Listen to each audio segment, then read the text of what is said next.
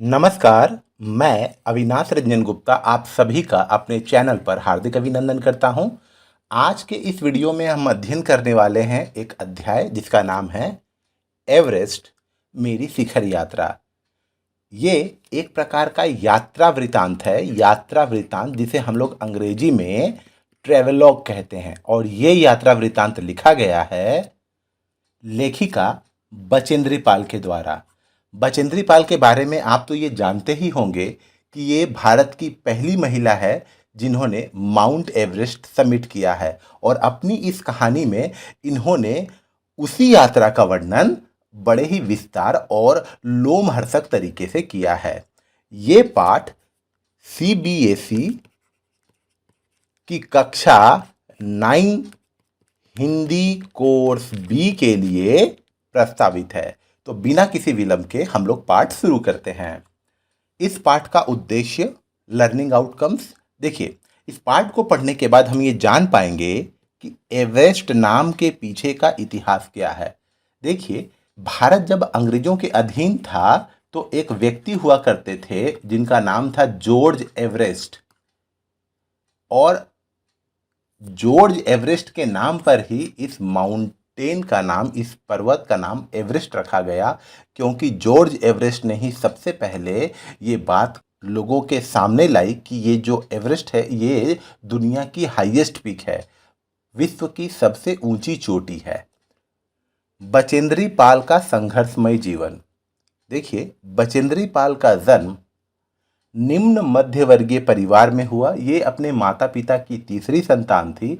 8वीं कक्षा के बाद जब इनके पिताजी की फाइनेंशियल स्थिति और ख़राब हो गई तो सिलाई कढ़ाई करके इसने अपनी पढ़ाई जारी रखी और बीएड तथा संस्कृत में एमए किया। और उसके बाद ये इंडियन माउंटेनियरिंग फाउंडेशन में जुड़ गई और वहीं से पर्वतारोहण के गुर सीखने लगी।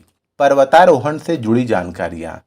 माउंट एवरेस्ट समिट करने वाले जितने भी लोग होते हैं, जितने भी एस्पिरेंट होते हैं, वो जब माउंट एवरेस्ट समिट करने के लिए निकलते हैं तो आपको ये जानकर आश्चर्य होगा कि पर कैंडिडेट के पीछे 35 से 40 लाख रुपए का खर्च आता है, क्योंकि उनके पास जो भी किट्स होते हैं वो बहुत ही महंगे और उन्नत किस्म के होते हैं। जब भी कोई पर्वतारोहण करता है, माउंटेनियरिंग करता है, तो वो कभी भी सफ़ेद कॉस्ट्यूम पहनकर पर्वतारोहण नहीं करता। वो ब्लैक, ब्लू या ऑरेंज कपड़े पहनकर, कॉस्ट्यूम पहनकर ही पर्वतारोहण करता है। यहाँ तक कि रात को स्टे करने के लिए जब वो लोग कैंप लगाते हैं तो वो उस कैंप का कलर भी ब्लू रंग का, रेड कलर का या ब्लैक कलर का ही होता है, लेकिन वाइट कलर का कभी नहीं होता। इनके पास ऑक्सीजन सिलेंडर, इनके पास मास्क, इनके पास चूल्हा, कैमरा, वॉकी टॉकी, स्विच छुरी, एल्युमिनियम की सीढ़ियाँ, रस्सियाँ, ऐसी बहुत सारी चीज़ें होती हैं जो माउंटेनियरिंग में बहुत ही ज़रूरी होती हैं। समूह में कार्य करने के लाभ। देखिए, जब भी कोई व्यक्ति समूह में कार्य करता है तो वो कार्य आसान हो जाता है और उसमें हमें उत्कृष्टता भी देखने को मिलती है। माउंट एवरेस्ट समिट करने वाले अकेले नहीं होते, बल्कि इसमें लोगों का दल रहता है, लोगों का समूह रहता है। सफलता के लिए अनवरत मेहनत की आवश्यकता। सफलता के लिए आपको बहुत ही ज़्यादा मेहनत करनी पड़ेगी। ये इस पाठ में हम लोगों को बड़े ही डिटेल वे में देखने को मिलेगा, क्योंकि इन्होंने 26 मार्च को अपनी जर्नी शुरू की, अपनी यात्रा शुरू की और 7 मई को ये माउंट एवरेस्ट समिट कर पाई। तो देखिए, 26 मार्च से 7 मई इतने दिनों तक इन्होंने अपनी जर्नी जारी रखी और तब जाकर ये कहलाई भारत की प्रथम महिला जिसने माउंट एवरेस्ट समिट किया। लेखिका परिचय। देखिए, इनका जन्म 24 मई 1954 को हुआ। बचेंद्री अपनी मां हंसा देई नेगी और पिता किशन सिंह पाल की तीसरी संतान है। बचेंद्री को पहाड़ों पर चढ़ने का बड़ा चाव था। पढ़ाई समाप्त करके वे इंडियन माउंटेन फाउंडेशन, याद रखिएगा, इंडियन माउंटेन फाउंडेशन दल में शामिल हो गईं। इन्हें भारत सरकार ने 1984 में पद्मश्री पुरस्कार से सम्मानित किया। उत्तर प्रदेश सरकार ने 1985 में स्वर्ण पदक और 1986 में भारत सरकार ने इन्हें अर्जुन पुरस्कार से भी सम्मानित किया है। 1997 में हेमवती नंदन बहुगुणा गढ़वाल विश्वविद्यालय द्वारा उन्हें पीएचडी की मानद उपाधि से भी सम्मानित किया गया है। इनका जन्म उत्तरांचल के एक छोटे से गांव चमोली में हुआ था। अब आ जाते हैं हम लोग इस पार्ट से जुड़े कुछ छवियों पर। देखिए, ये जो चित्र आप देख रहे हैं ब्लैक एंड व्हाइट में, यही है जॉर्ज एवरेस्ट, और इन्हीं के नाम पर विश्व की सबसे ऊंची चोटी एवरेस्ट का नाम रखा गया है। जैसा कि मैंने आपसे कहा था कि जब भी कोई माउंट एवरेस्ट समिट करना चाहता है और वो जब इस एक्सपेडिशन पर निकलता है, इस यात्रा पर निकलता है, तो देखिए, या तो वो काले रंग के कपड़े पहनेंगे, ब्लू रंग के कपड़े पहनेंगे, उनके जो टेंट होंगे वो भी नारंगी कलर के या ऐसे कलर के होंगे जो वाइट से कॉन्ट्रास्ट होगा, ताकि वो हिमालय की या एवरेस्ट की सफ़ेद वादियों में कहीं गुम ना हो जाए। देखिए, यही है इंडियन माउंटेनियरिंग फाउंडेशन। इसी को बचेंद्री पाल ने अपनी पढ़ाई पूरी करने के बाद ज्वाइन किया था और यहीं से इनकी सफलता की शुरुआत होती है। देखिए, हवाई जहाज़ से 7 मार्च 1984 को दिल्ली से काठमांडू के लिए बचेंद्री पाल और उसका दल रवाना होता है और पहुंचते हैं काठमांडू के नमचे बाज़ार में। ये नमचे बाज़ार का दृश्य है, देख लीजिए। ये नमचे बाज़ार में पहुंचते हैं, यहाँ पर ये लोग अपने ज़रूरत का सामान खरीदते हैं, कुछ दिन यहाँ बिताते हैं। उसके बाद ये भी नमचे बाज़ार का दृश्य है। उसके बाद ये 26 मार्च 1984 के दिन पेरिस पहुंचते हैं। पेरिस ये एक ऐसी जगह है जहाँ से ही समिट या जहाँ से ही पर्वतारोहण शुरू किया जाता है, 26 मार्च 1984 के दिन। और इसी दिन से इनकी जर्नी शुरू होती है और इसी दिन इन्हें पता चलता है कि एक शेरपा कुली की मृत्यु हो गई है, जो इन्हीं के दल का एक सदस्य था। उसी समय इन्हें पता चला कि खुम्बू में एक हिमपात हुआ है, स्नोफॉल हुआ है, जिसकी वजह से बेस कैंप पहुंचने का जो रास्ता बनाया गया था, बेस कैंप लगभग 6000 मीटर की ऊंचाई पर बनाया जाता है, तो बेस कैंप तक पहुंचने का जो रास्ता बनाया गया था, शायद वो ख़राब हो गया हो और फिर से वहाँ रास्ता साफ करने की ज़रूरत पड़ सकती है। उसके बाद ये देखिए, एक दृश्य है जिसे जेनेवा स्पर के नाम से जानते हैं। जब बचेंद्री पाल जेनेवा स्पर तक पहुंच गई और उन्हें अपनी यात्रा की जय और मीनू, याद रखेंगे, 3 लोगों के साथ अपनी यात्रा पूरी करनी थी। की जय और मीनू के साथ इन्हें अपनी यात्रा पूरी करनी थी, लेकिन ये लोग बहुत पीछे रह गए थे। तो इनकी मदद करने के लिए बचेंद्री पाल जी ने इनके लिए चाय और जूस का भी प्रबंध किया और इनकी मदद करने के लिए वो जेनेवा स्पर से नीचे भी उतर रही थी। बचेंद्री पाल के इस कृत्य को देखकर की तो हक्का बक्का ही रह गया था। ये देखिए, माउंट एवरेस्ट चढ़ाई करते समय हम लोगों को कितने कैंप की आवश्यकता पड़ती है, उसकी जानकारी इस चित्र में दी गई है। सबसे पहले देखिए, एक बेस कैंप है यहाँ पर। सबसे पहले एक बेस कैंप होगा, उसके बाद कैंप 1, कैंप 2, कैंप 3 और फिर होता है साउथ कोल कैंप, जो 7900 मीटर की ऊंचाई पर लगाया गया था इस पुस्तक में, जैसा बताया गया है। और इसके बाद है माउंट एवरेस्ट की वो ऊंचाई, और यहाँ से यहाँ तक की जो दूरी होती है, इसे कवर करने में सबसे ज़्यादा समय लगता है।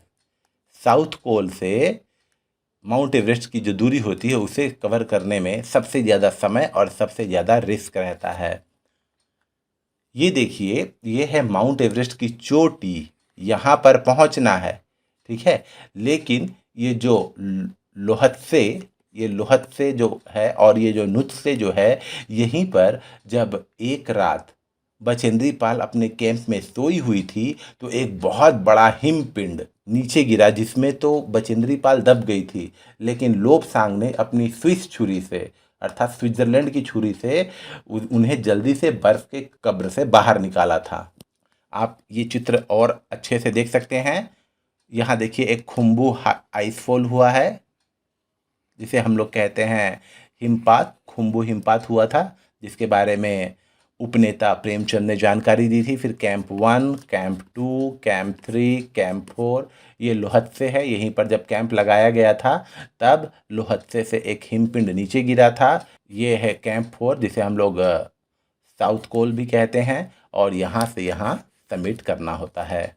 अंत में वो दिन आ गया जो था 23 मई 1984, 1:07, जब बचेंद्री पाल, सोनम पुलजर और अंगदोर जी बिना ऑक्सीजन के माउंट एवरेस्ट पर चढ़ने वाले व्यक्ति थे, और उन्होंने बिना ऑक्सीजन के 2 बार माउंट एवरेस्ट क्लाइंब किया है। ओके, तो ये 3 लोग पहुंच जाते हैं 1:07 पर 23 मई 1984 के दिन। ये देखिए 23 मई 1984, 1:07, और ये बचेंद्री पाल के जीवन का एक ऐसा पल है जिसे वो जीवन भर कभी नहीं भुला सकती। आपको बता दूं कि बचेंद्री पाल को इस अभियान में जिस कंपनी ने स्पॉन्सर किया था वो कंपनी थी टाटा कंपनी। टाटा कंपनी ने बचेंद्री पाल को उसके अभियान में होने वाले खर्चे को बियर किया था, स्पॉन्सर किया था। अब हम लोग आ जाते हैं पाठ की पृष्ठभूमि पर। देखिए, बचेंद्री ने एवरेस्ट विजय की अपनी रोमांचक पर्वतारोहण यात्रा का संपूर्ण विवरण स्वयं ही कलमबद्ध किया है। प्रस्तुत अंश उसी विवरण में से लिया गया है। यह लोमहर्षक अंश बचेंद्री के अंतिम पड़ाव से शिखर तक पहुंचकर तिरंगा लहराने के पल पल का ब्यौरा बयान करता है। इसे पढ़ते हुए ऐसा लगता है मानो पाठक भी उनके कदम से कदम मिलाता हुआ, सभी खतरों को खुद झेलता हुआ एवरेस्ट के शिखर पर जा रहा हो। अर्थात हम लोग इस कहानी को पढ़ने के दौरान इस कहानी से इतने कनेक्ट हो जाते हैं कि लगता है कि हम खुद माउंट एवरेस्ट समिट करने निकले हैं। पर्वतारोही तथा दल सदस्य, देखिए इनके जो नेता थे वो थे नेता कर्नल खुल्लर, और उपनेता जो थे वो थे प्रेमचंद। डॉक्टर मीनू मेहता जो इन्हें जानकारियां देती थी पर्वतारोहण से संबंधित, बचेंद्री पाल स्वयं, अंगदोर जी, लोपसांग, गगन बिस्सा, तेंजिंग नॉर्वे ये वही व्यक्ति हैं, याद कीजिए, जो न्यूजीलैंड के माउंटेनियर सर एडमंड हिलेरी के साथ 1953 में सबसे पहले माउंट एवरेस्ट को समिट किए थे। सर एडमंड हिलेरी न्यूजीलैंड के और तेंजिंग नॉर्वे हमारे भारत के, इन दोनों ने ही सबसे पहले माउंट एवरेस्ट समिट किया था। फिर तसारिंग, एंडी शेरपा, जय मीनू की, इन तीनों के साथ ही जेनेवा स्पर से इन्हें अपनी यात्रा तय करनी थी। किन्हें? बचेंद्री पाल को। उसके बाद लाहाटू, सोनम पुलजर और रीता गोम्बू, ये सब जो हैं एक साथ माउंटेनियरिंग कर रहे हैं, एवरेस्ट समिट करना चाहते हैं। अब मैं आ रहा हूं पाठ के सार पर। आपसे अनुरोध है कि आप अपनी आंखें बंद कर लीजिए और मैं जो कह रहा हूं उसे ध्यान से सुनिए तथा विजुअलाइज कीजिए। अपने आप को एवरेस्ट की वादियों में महसूस कीजिए, तब जाकर आपको ये यात्रा वृत्तांत, ये पाठ बहुत ही अच्छे से समझ में आएगा। बचेंद्री पाल एवरेस्ट शिखर पर पहुंचने वाली प्रथम भारतीय महिला हैं। उनका अभियान दल 7 मार्च 1984 को दिल्ली से काठमांडू के लिए रवाना हुआ। उन्होंने नमचे बाजार पहुंचकर सबसे पहले सागर माथे एवरेस्ट की सुंदरता को देखा। नेपालियों में एवरेस्ट को सागर माथा कहते हैं। शिखर पर तेज हवाओं के कारण उड़ती हुई सूखी बर्फ का ध्वज सा लहरा रहा था। ये दृश्य देखकर बचेंद्री पाल बहुत उत्साहित हो गई। उसे पता चला कि जब पहाड़ों पर 150 किलोमीटर की रफ्तार से हवा बहती है तब जाकर ऐसा नज़ारा देखने को मिलता है। 26 मार्च को वे पेरिस पहुंचे, जहां से उन्हें अपनी यात्रा शुरू करनी थी। वहीं पर हिमस्खलन के कारण, हिमस्खलन कहिए, हिमपात कहिए, आइस फॉल कहिए, के कारण एक शेरपा कुली की मृत्यु का समाचार मिला। अर्थात इन्होंने अपनी जर्नी शुरू भी नहीं की है अच्छे से और इन्हें एक शेरपा कुली की मृत्यु का समाचार मिला। शेरपा कुली अर्थात काठमांडू में वे कुली जो माउंट एवरेस्ट पर चढ़ने में लोगों की मदद करते हैं, उन्हें हम लोग शेरपा कुली कहते हैं। शेरपा कुली की मृत्यु का समाचार मिला। अग्रिम दल के नेता प्रेमचंद ने खुम्बू हिमपात के ठीक ऊपर स्थित कैंप 1 तक का रास्ता अभियान दल के लिए साफ कर दिया था। अर्थात उपनेता प्रेमचंद जो थे, उन्होंने पहले ही अपने इस दल के लिए कैंप 1 तक का रास्ता साफ कर दिया था। बेस कैंप पहुंचने से पहले रसोई सहायक की मृत्यु का समाचार मिला। अर्थात अभी तक 2 लोगों की जानें जा चुकी हैं। इन्होंने अभी यात्रा अच्छे से शुरू भी नहीं की। अर्थात ये बहुत बड़ा सेटबैक है, ये बहुत बड़ा डर का माहौल है कि जब 2 लोगों की मृत्यु हो गई और दोनों मंजे हुए खिलाड़ी थे माउंटेनियरिंग के इस क्षेत्र के, तो इन नौसिखियों का या इनका क्या हाल होगा। कर्नल खुल्लर जो इनके नेता थे, उन्होंने अभियान दल के साथी सदस्यों को खतरों तथा अनहोनी घटनाओं को सहज भाव से स्वीकार करने की प्रेरणा दी। बेस कैंप में पर्वतारोहियों के उत्साहवर्धन के लिए तेंजिंग अपनी सबसे छोटी सुपुत्री डेकी के साथ वहां पहुंचे। ये तेंजिंग नॉर्वे वही व्यक्ति हैं जो न्यूजीलैंड के माउंटेनियर सर एडमंड हिलेरी के साथ 1953 में माउंट एवरेस्ट समिट किए थे और बचेंद्री पाल से कहा कि तुम एक पक्की पर्वतीय लड़की लगती हो, तुम्हें तो शिखर पर पहले ही प्रयास में पहुंच जाना चाहिए। डॉक्टर मीनू मेहता ने एल्युमिनियम की सीढ़ियों से पुल बनाने हेतु अभियांत्रिक कार्यों की जानकारी दी। डॉक्टर मीनू मेहता ने वहां पर रहे पर्वतारोहियों को एल्युमिनियम की सीढ़ियों से पुल बनाना और तरह तरह के इंजीनियरिंग ट्रिक्स के बारे में उन सभी पर्वतारोहियों को बताया। आपको मैं बता दूं, एल्युमिनियम सख्त भी होता है और हल्का धातु भी होता है, इसीलिए जो पर्वतारोही होते हैं वो एल्युमिनियम की सीढ़ियों का ही प्रयोग करते हैं, चढ़ाई के लिए भी और गैप को पार करने के लिए भी।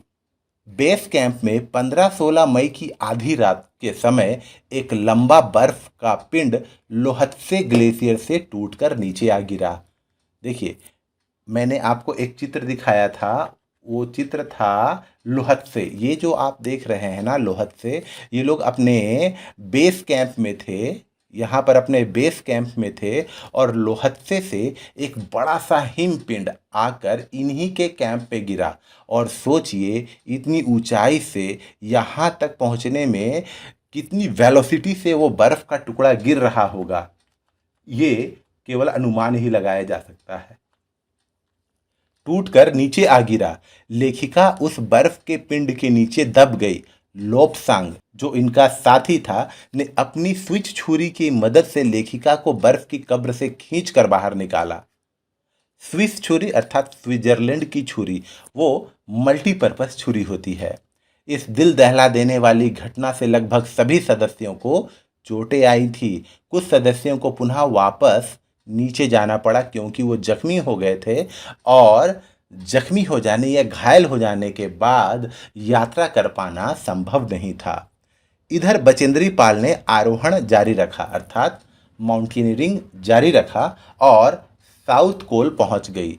साउथ कोल अभी मैंने आपको दिखाया था, ये देखिए साउथ कोल, कैंप 4 को ही हम लोग कहते हैं साउथ कोल।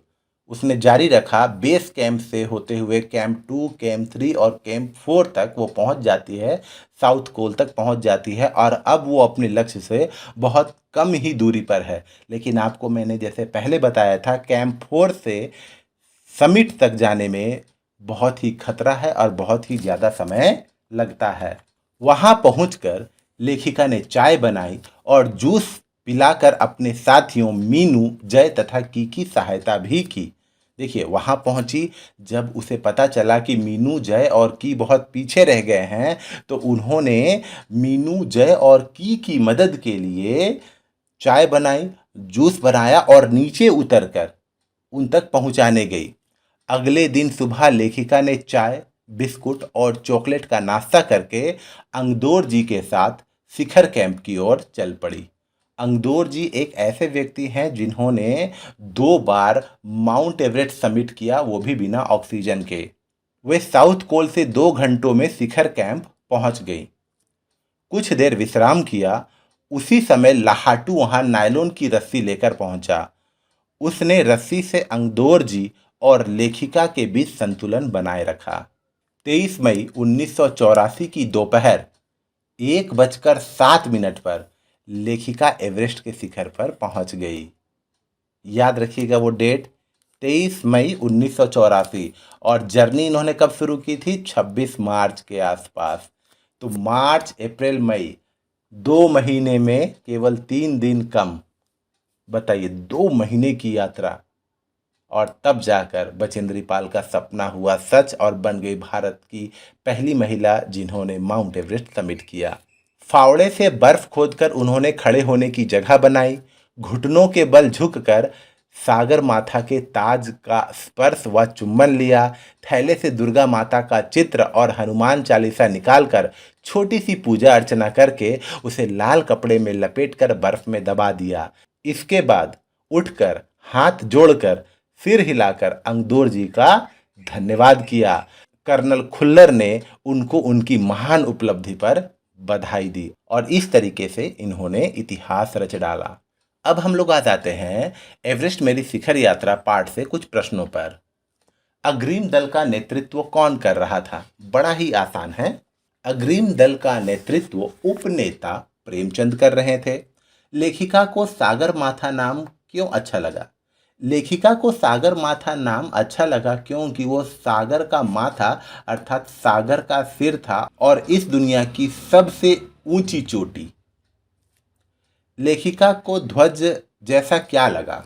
लेखिका को एवरेस्ट के शिखर पर बर्फ का एक बड़ा भारी फूल, जिसे अंग्रेजी में प्लूम कहते हैं, वो तेज हवाओं के कारण लहराता हुआ ध्वज के समान लग रहा था। वास्तव में पहाड़ों पर जब हवा की रफ्तार 150 किलोमीटर प्रति घंटा होती है तब ये दृश्य देखने को मिलता है। हिमस्खलन से कितने लोगों की मृत्यु हुई और कितने घायल हुए? हिमस्खलन से, देखिए, हिमस्खलन से 16 शेरपा कूलियों में से एक कूली की मृत्यु हो गई और 4 घायल हो गए। मृत्यु के अवसाद को देखकर कर्नल खुल्लर ने क्या कहा? देखिए, मृत्यु के अवसाद को देखकर कर्नल खुल्लर ने कहा कि एवरेस्ट आरोहण में ऐसे छोटी मोटी बातों को अगर हम अपने दिल में बिठा ले तो कभी भी माउंट एवरेस्ट समिट नहीं कर पाएंगे। ये ऐसे अभियानों में खतरे और अनहोनी और दुर्घटनाएं एक आम बात है।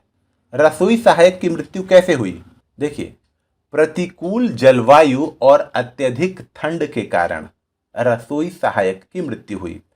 कैंप 4 कहाँ और कब लगाया गया था? याद कीजिए, कैंप 4 जो 7,900 मीटर की ऊंचाई पर साउथ कोल में लगाया गया था। और कब लगाया गया था? तो ये 29 अप्रैल को लगाया गया था। लेखिका ने शेरपा कूली को अपना परिचय किस तरीके से दिया? देखिए, वास्तव में वो शेरपा कूली नहीं थे, वो तेंजिंग थे। और लेखिका ने शेरपा कूली अर्थात तेंजिंग को अपना परिचय ये कहकर दिया कि मैं तो इस अभियान में बिल्कुल ही नौसिखिया हूँ। और तेंजिंग जो आए थे उन लोगों के हौसला अफजाई के लिए, उत्साहवर्धन के लिए आए थे। लेखिका की सफलता पर कर्नल खुल्लर ने उसे किन शब्दों में बधाई दी? देखिए, कर्नल खुल्लर को जब पता चला कि लेखिका माउंट एवरेस्ट समिट कर चुकी है, ये खबर लाहाटू ने उन्हें वॉकी टॉकी के माध्यम से दी थी, तब वो बहुत खुश हुए और उन्होंने कहा कि मैं तुम्हारी इस अनूठी उपलब्धि के लिए तुम्हारे माता पिता को भी बधाई देना चाहूँगा। देश को तुम पर गर्व होगा और जब तुम वापस आओगी तो तुम एक ऐसे संसार में जाओगी जो तुम्हारे लिए बिल्कुल भिन्न होगा। डॉक्टर मीनू मेहता ने क्या क्या जानकारियां दी? देखिए, डॉक्टर मीनू मेहता ने एल्युमिनियम की सीढ़ियों से अस्थायी पुलों को बनाना, लट्ठों और रस्सियों का उपयोग करना, बर्फ की आड़ी तिरछी दीवारों पर रस्सियों को बांधना तथा और तरह तरह की जानकारियां दी जो भी माउंटेनियरिंग के लिए आवश्यक है। नजदीक से एवरेस्ट को देखकर लेखिका को कैसा लगा? नजदीक से एवरेस्ट को देखकर लेखिका भौचक्की ही खड़ी रह गई और एवरेस्ट लोहत्से नुस्से की ऊंचाइयों में घिरी बर्फ में मानो कहीं गुम सी हो गई थी। वो उसे निहार ही रही थी, बर्फ की नदियों को देख ही रही थी। तेंजिंग ने लेखिका की तारीफ में क्या कहा?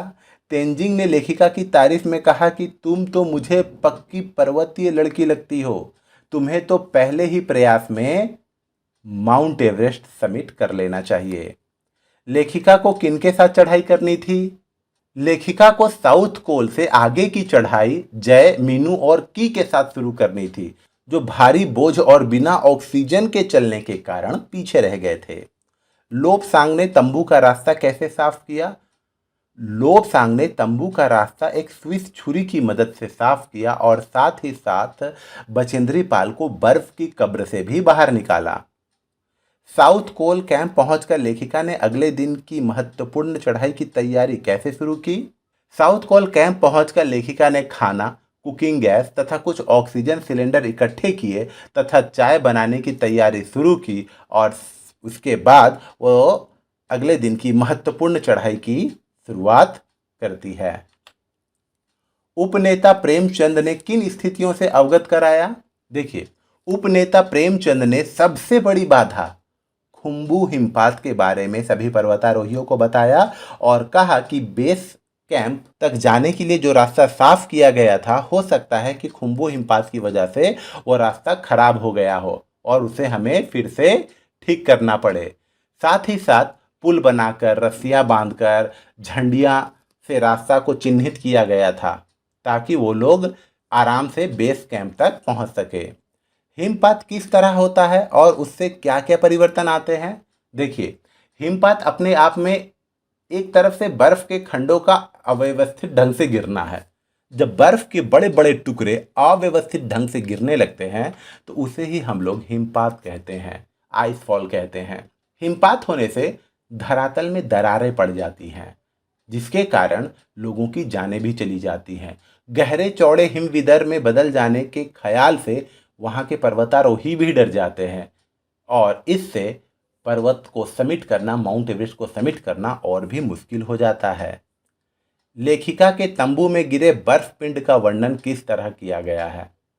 15-16 मई 1984 को लोहत्से की बर्फीली सीधी ढलान पर बने तंबू पर वो बड़ा सा हिमपिंड आकर गिरता है, जिसमें लोबसांग, तसारिंग और बचेंद्री पाल के तंबू बिल्कुल टूट जाते हैं और दूसरे तंबुओं में जो शेरपा कुली थे उन्हें भी चोटें आती हैं। ये तो गहरी नींद में सोई हुई थी, रात के लगभग 12:30 बजे थे।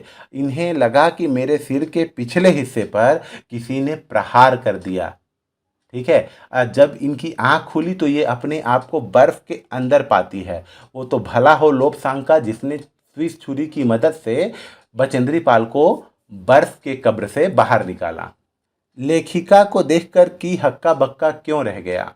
लेखिका को देखकर की हक्का बक्का रह गया क्योंकि लेखिका दूसरे सदस्यों की मदद के लिए साउथ कोल कैंप से नीचे उतरकर उनकी मदद कर रही थी, उन्हें चाय और जूस पहुंचा रही थी। ये देखकर कि हक्का बक्का रह गया क्योंकि इस प्रक्रिया में जो भी पर्वतारोही होगा वो बिल्कुल थक जाएगा और साथ ही साथ इसमें जोखिम भी बहुत होता है।